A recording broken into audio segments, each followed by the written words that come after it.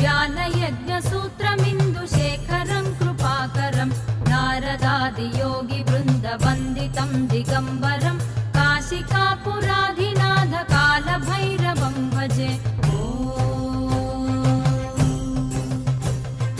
भानुकोटिभास्वरं भवाब्धितारकं परं नीलकण्ठमीप्सितार्धदायकं त्रिलोचनं कालकालमम्बुजाक्षमक्षशूलमक्षरं काशिकापुराधिनाथ कालभैरवं भजे।